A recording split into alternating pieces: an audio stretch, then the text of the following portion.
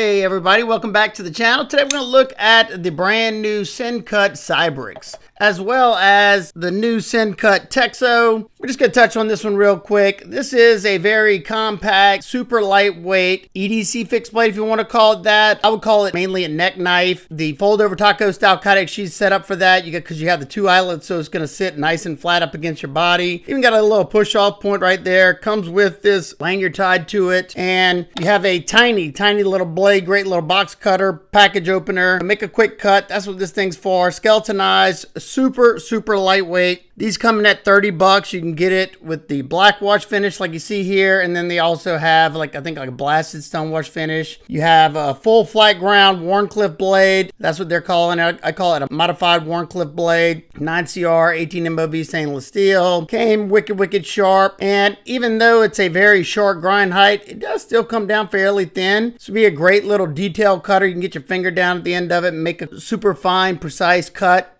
You do have some jumps here and here, so if you need to get some good purchase in this pinch grip, I can get about a three finger grip on it, but I see this mainly as a little pinch grip knife. Perfect for that. And even though I think it's a little small, I still get some enjoyment out of it. And it's been staying in my kitchen. My wife's been enjoying it a lot as well. It's not intimidating to her. It's nice and lightweight. She can easily handle it and maneuver it. So yeah. That is the Sencut Texo. If either one of these knives interests you today, check the links in the description. They will be affiliate links, so if you want to help support what I do here on this channel, it helps me pay for my testing materials. That is awesome. Can't thank you enough. If not, no big deal. Now let's get into this beauty. So we have the Sencut Cybrix. Comes in 4 different variations. You have this blue aluminum satin blade, you have gray aluminum satin blade, and then you have the murdered out black on black. Then you have a red aluminum with a black blade. So you can pick your poison there. And this is a nice full-size EDC knife coming in at 8.17 inches long. It's got a 3.5-inch drop point blade of 9CR 18 MOV stainless steel. Now, it is a budget-in steel. It's decent. It holds a respectable edge for its price point. Definitely wouldn't spend over 60 bucks for it. Sencut does a very good job with it, and in my experience, Sencut knives come out of box the sharpest pretty much in the game for your budget-in knives. When it comes to the under $50 price point, they are the best high-value folder you can possibly get. They're the most consistent from knife to knife. Every knife I get, they're pretty much spot on like the previous. They might get a little better, but I have not seen them backpedal at all in the last couple of years. This should be a very versatile blade shape due to the tip sitting a little bit below the center line of these scales, meaning that your belly is going to be very gradual to that tip. So you should better control the tip to do drag cuts. If you need to do something very fine and precise, you should easily better do that with this one. Your tip is not super dainty. You could probably do a little twisting with it. Do I recommend it? Not really, but you could. You got a nice little top switch for some flair. You got a small little thumb ramp that has some jimps on it and does a great job of gripping the thumb in this choke back position. The satin finish is nice and even looking, and after I finished the testing on this one, I sharpened it up, and when it comes to the sharpening choil, I wish they would have went up a little bit more than over, and I wish they would have brought that plunge grind all the way to the back right here. Hopefully you can see right there where I was kind of contacting that plunge grind, and then on this side I think it's a little bit worse. Yeah, you can see it kind of gouged out right there. This knife has a high flat grind, and it comes down to around 17 thousandths behind the edge, and the factory bevels sharpened at 24 degrees per side. Now, I don't love that, but as sharp as these knives come, they usually perform really well. Let's find out.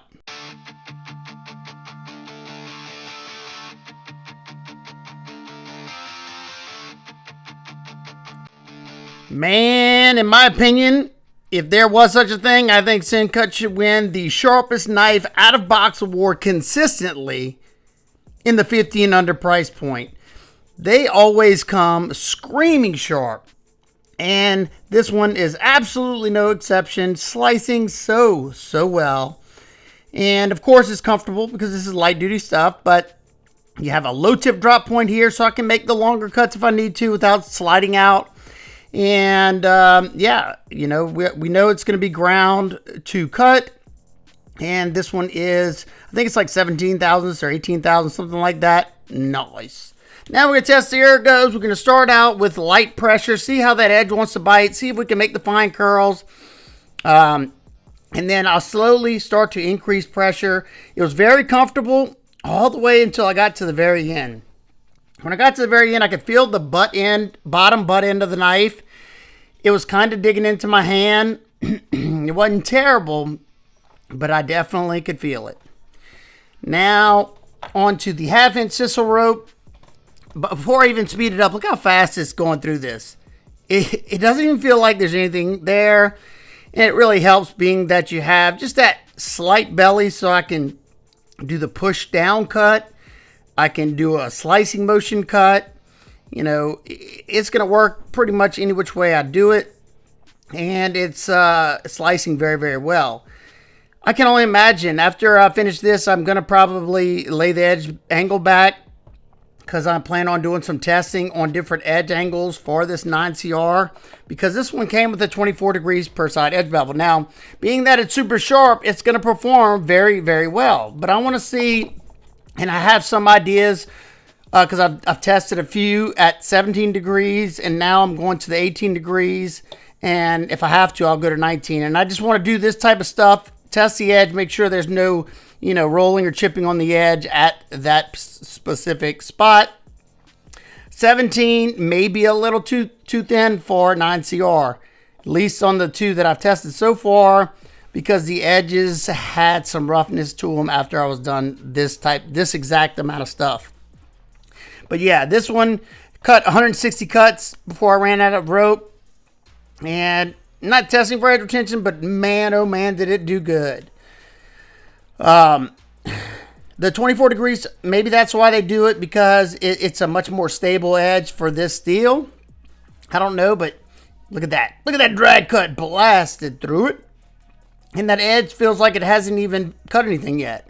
And if you notice, all the stuff on the flat cutting surface is pretty much in the same exact area of the blade. Now, I'm sure it's not going to be sharp after this, but I mean, this is a lot of stuff. Most people don't cut this much stuff in months and months of use on their knife. So that's why I do this, and it was great. I love testing Sencut.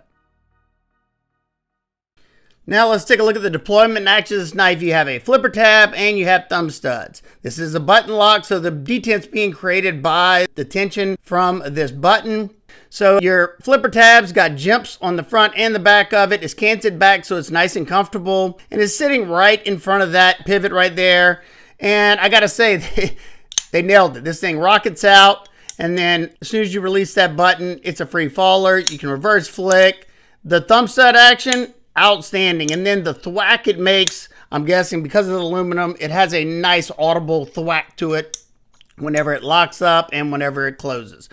So very nice job on the action, riding on ceramic ball bearings, giving it a very nice and smooth action, nice and fast action. It's really awesome to see a knife this size have aluminum scales, because this thing comes in at $47.25.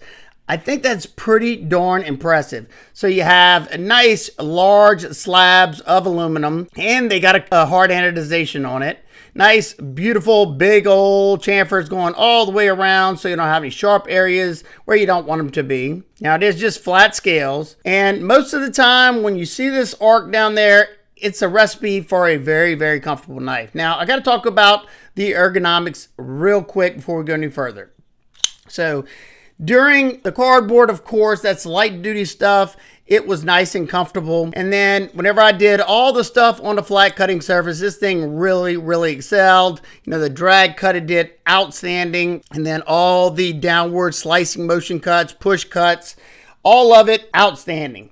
Now, whenever I was testing the ergos, you know, in the beginning, it was really comfortable, nice and comfortable, you know, and I start to increase that pressure just so I can see if there's anything that's going to be poking or prodding me or anything, any hot spots that I noticed. I was kind of worried about this before I even got started, but, you know, this arc right here is great, but anytime that arc kind of arcs back like this, I get a little concerned. Then you have this deep choil right here. At least my fingers fit nicely. It should be able to fit most fingers in there unless you got super fat sausage fingers. But being that this kicks down like this, where this right here meets right here, you can see there's somewhat of a hard angle. Now you can still see they knocked that edge off, But being that it cants down, it's pushing into, let me show you, it's pushing into the pinky pretty hard. So I did not really notice it until I really started pushing hard into the wood. And when I did, that's when I started feeling this line.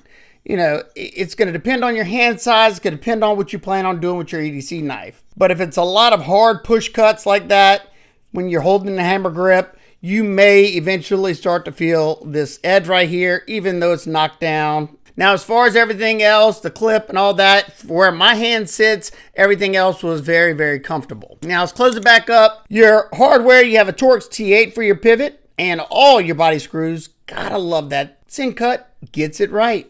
The only T6 you have is for your pocket clip. I'm totally fine with that. You don't have to take the pocket clip off. It is a deep carry pocket clip and it is reversible. They did not inset the clip into the aluminum, but you know, I understand that would have made the price go up a little bit more. I'm okay with it. I had no issues with it getting hung up because it's rounded. The clips are rounded up there in the front. The screws are countersunk. Good to go.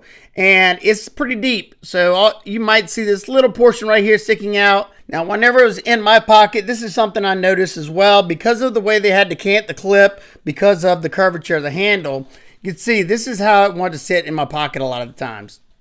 Kicking that backside out. So if you put anything else in here, like your phone or anything else, it's definitely going to be coming in contact with this flipper tab. And it does take up a good bit of the pocket. So you have, yeah, a little, probably about this is about how much you have left in the pocket. You know, so if that's a deal breaker for you, then that's something to note. But for me, it didn't bother me at all. It does hold it in there perfect. So I'm good with that. And it has just the right amount of ramp to go in and out of the pocket nicely. Now let's take a look at this button lock. So you have a recessed area so you don't accidentally disengage that. You do have a little bit of texture, concave spot right there. I do have a little bit of audible stick, but to me, it's that stick that lets me know that this plunger is securely locked up in there.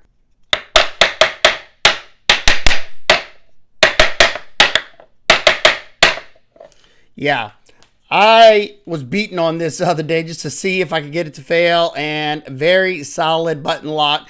Sencut has done an excellent job, at least on the last few that I've been testing. So this is a pretty nice sized knife. You have these aluminum scales. They don't have any liners in there. They're not skeletonized or anything. So it's going to add a little bit extra weight because you got thick aluminum. You got a pretty large size blade. So this one's coming in at 117.8 grams or 4.16 ounces. To me, that's perfectly fine. Now for some quick size comparisons, we have the Ontario Wrap Model 1 and 2. It's in the middle of those two. And it's just a hair shorter than the Sencut Borzum, and it's a hair longer than the Sencut Hydrax. Two really good size references would be the Sencut Serene and the Sencut Mims.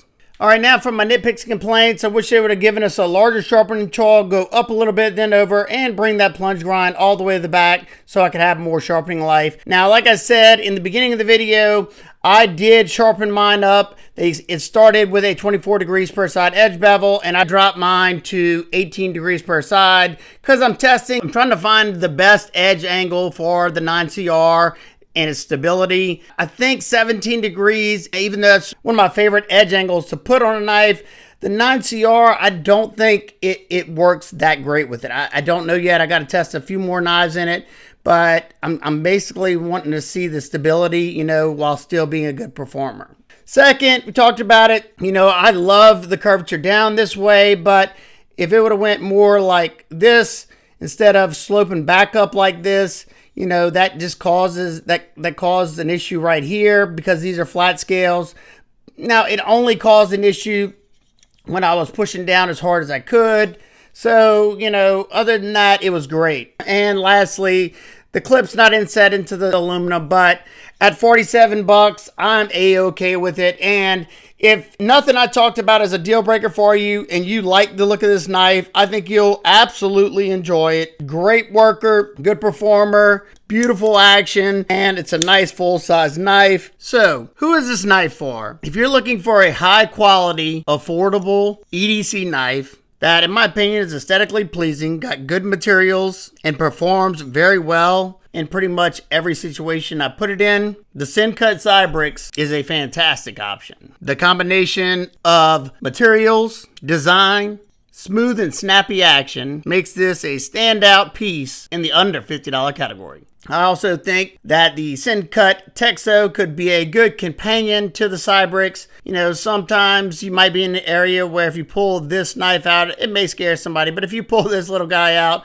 they'd be like, oh, how cute. You could definitely get the job done if you needed to. Make a quick cut, put it up, either wear it as a neck knife, drop it in the pocket, put it on a static cord. And neither one of these are going to break the bank. You can get both of these knives for under 80 bucks. That's pretty insane. And don't forget, if you're interested in either one of these, check the links below. And that's going to be all for today's video. Don't forget to hit the like button, leave a comment, and if you like knife and gear content and you're not already, consider hitting that subscribe button. I would love to have you. Let me know what you think of the Sencut Cybrix and the Texo in the comments below. Thanks for watching, everybody. And don't forget, keep those blades sharp.